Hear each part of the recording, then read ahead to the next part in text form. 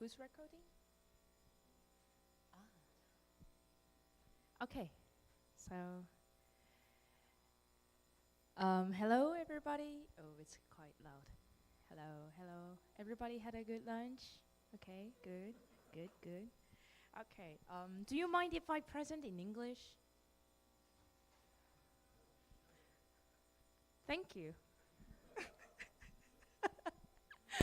All right, I'm sorry that I changed the subject, the paper, and I was discussing about the idea of the demo for upcoming events, and I thought this paper is a good as inspiration for that. So, and I could present in the team meeting, but it's like time, like I wanted to share with everybody. So I hope you like it. And so thank you for the accepting the change of paper, and then let's get started.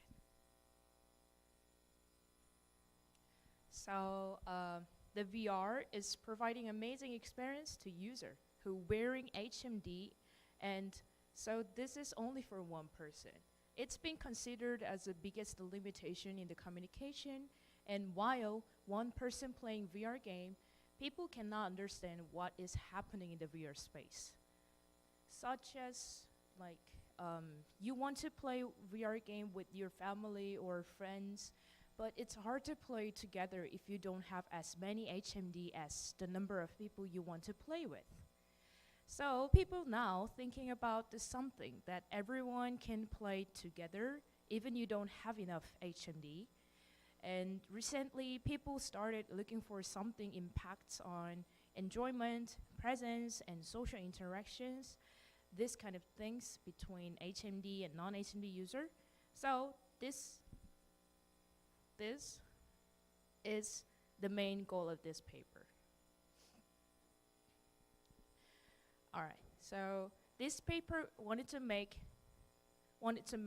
better living room entertainment for of VR, so everyone can enjoy and participate playing VR game. This system can represent like this slide. So there is 3 types of users: the HMD user who wearing a VR headset, and 2 non-HMD user who not wearing HMD but can be part of playing VR game in different ways. One way to participate VR game without VR headset is giving the similar role of HMD user with using extra monitor and controller to interact in VR space.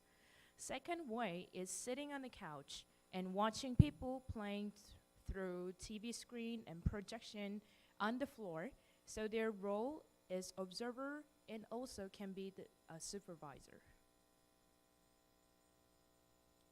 This is the implementation of their system, and I will explain detail on the following slides.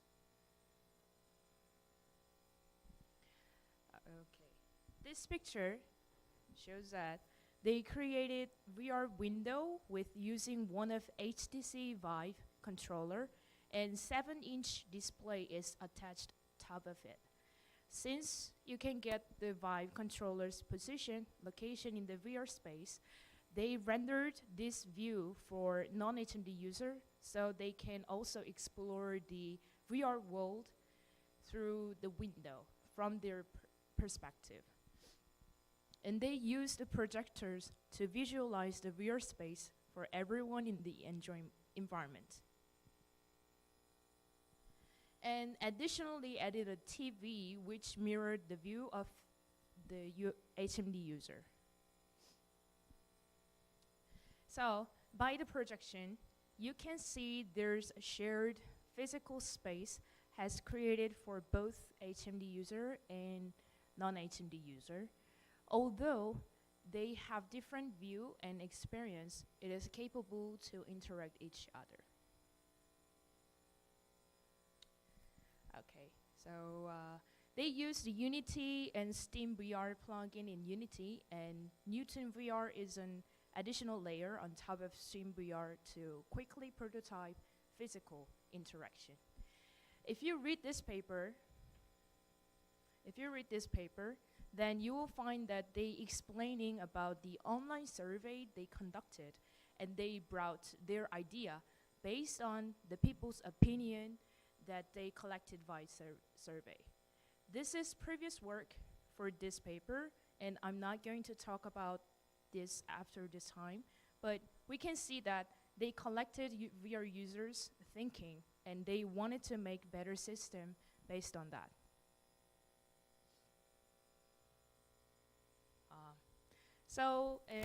They made 3 games for their ShareVR system, and they called these as experiences.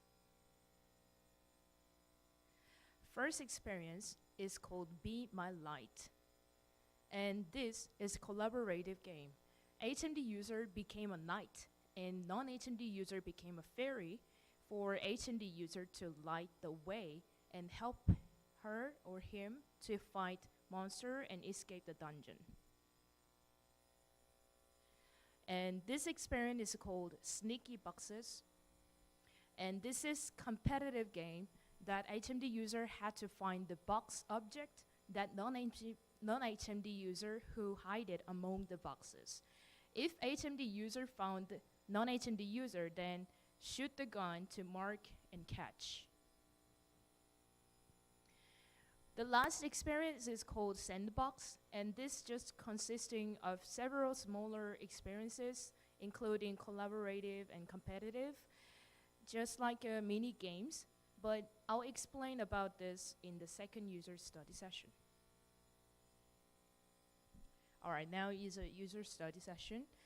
They conducted user study with these settings, and they wanted to compare their system, ShareVR versus baseline, and the baseline in this paper was the living room entertainment system that one person play game with wearing HMD and other people play game with joysticks, such as like PlayStation VR or Ruckus Ridge VR Party.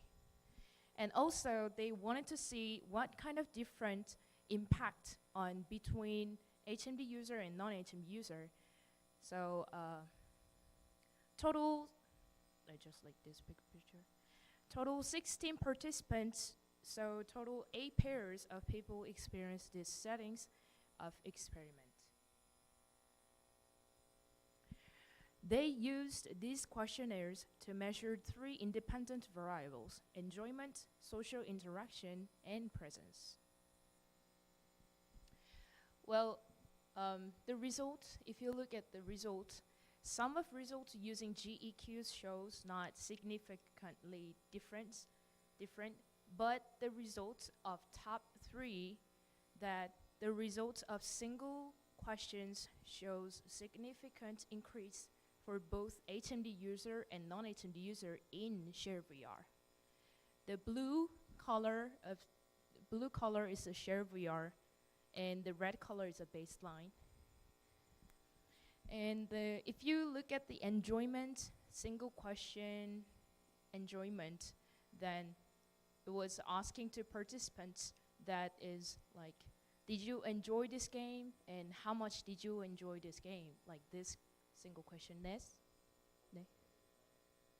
The baseline is the one HMD user wearing HMD, and other people sitting on the couch on the same, just like this picture.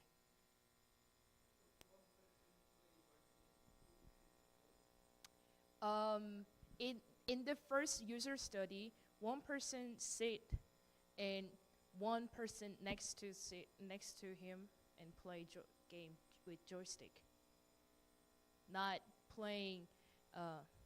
Okay, the first user study is 2 people and 8 pairs, so total 16 people play the game with the 2 different conditions. So first condition is ShareVR system, which is one person wearing HMD and the non-HMD user, holding the controller with the display and like interacting each other. Yeah, the baseline is one person wearing HMD and second person not in that area just out of the projection, and they just interact with the joystick, just moving the joysticks. That's the baseline. And it's a quite typical VR collaborated game right now in the market. So they selected, yeah, that's a baseline. All right, let's get continue. So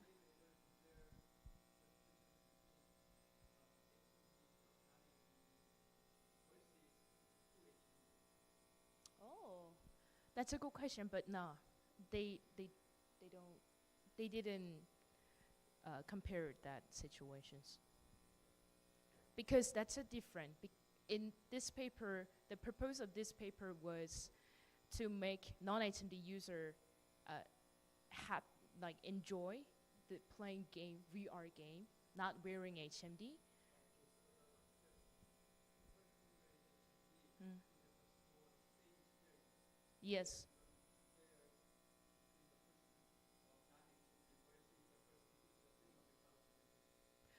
Oh, okay. So I wanted to explain that at the end, but they don't compare with non-HMD user and sitting on the couch user. It's a sitting on the couch is the like kind of baseline, and I don't know why they didn't compare. It's in the discussion, but they just focused on the non-HMD user who have the small display and can interact with the HMD user physically. I mean.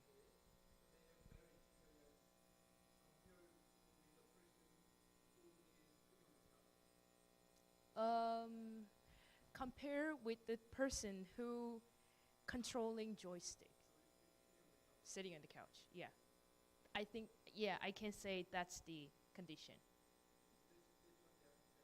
Yeah.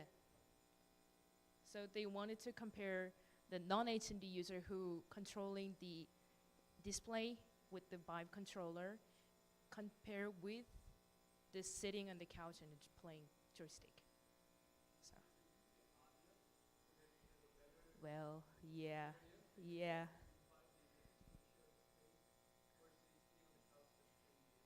I know. But they did. And this is the Kai paper. So, okay, maybe there's something like unique, their contributions. But I guess, yeah, it's a quite obvious. But they mention it, they wanted to emphasize that if you look at the HMD results, it's also increased compared with the baseline situation. So HMD user didn't change nothing between ShareVR, in the ShareVR and the baseline. But their enjoyment also increased really high. Just so, yeah. I think, yes.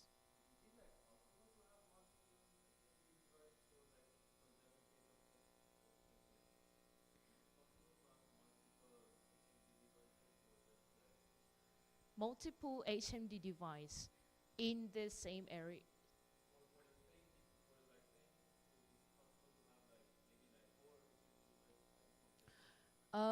Well,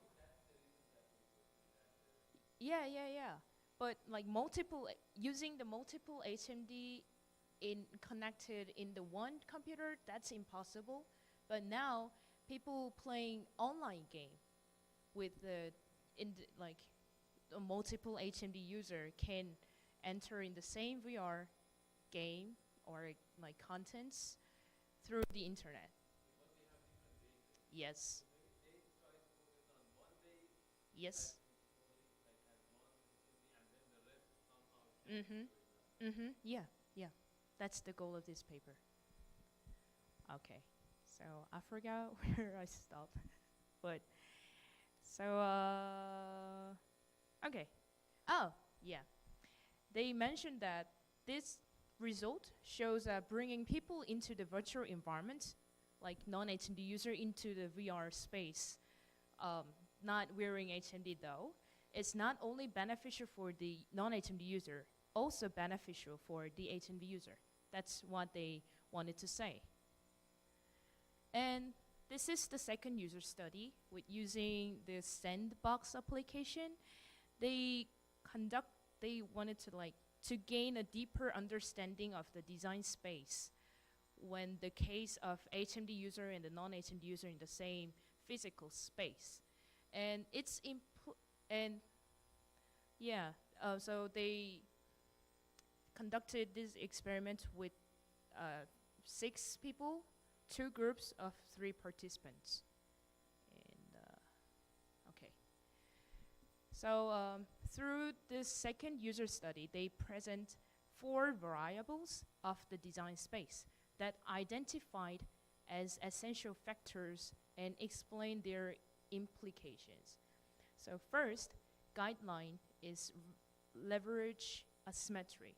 The term of asymmetry is used to appear on the something unbalanced and often using in the something between has different environment. So in this paper or this kind of study, the asymmetry means the different realities due to equipment conditions, mostly because of the wearing HMD or not. So, and it's hard to reduce the differences between these asymmetric situations. So this paper saying that trying to giving the same experience of HMD user to the non-HMD user is unnecessarily. And however, the non-HMD users have the advantage of being outside, and so their own role. They have their own role. And secondly, they guide design for the whole living room so everyone can participate and enjoy the experience. And the third guidelines, it's physical engagement is fun in moderation. Just like they said, be careful of physical engagement, which is not visualized, transparent to the HMD user, and this can result, Alan, I can see your face, you're thinking about something cruel stuff for the HMD user. Anyway, so this can result in discomfort. So they said that trying to avoid this happens. And fourth, they guide that design for mixed reality in shared physical space. So both HMD user and non-HMD user located in the same physical space, but perceive 2 different realities. So HMD user still can listen, still can hear the sounds that non-HMD user makes and interact in the surroundings. So because in this paper, they didn't give the headphones to the HMD user based on the survey results. So, and if the 4th guidelines happened, not like HMD user can hear non-HMD user and that sounds like bother to HMD user, then this can break the presence and immersion to the HMD user. So they guided this too. All right, so conclusion. So the contributions of this paper first is design and 3 experience and, first is from the bottom. First, their contribution is concepts and implementation of their system, ShareVR. And second is they proved the impacts. They conducted the experiments and they proved the impact on enjoyment, presence, and social interactions of their ShareVR system. And third is design 3 experiences and derived design guidelines. So they conclude in a 1 sentence that VR HMDs should be designed not only focusing on the wearer, who is HMD user, but should also aim to include the environment for the non-HMD user. So this is the last slide, and I edited this slide to share my opinion. This is when I read this paper, at that time it was just published, this paper.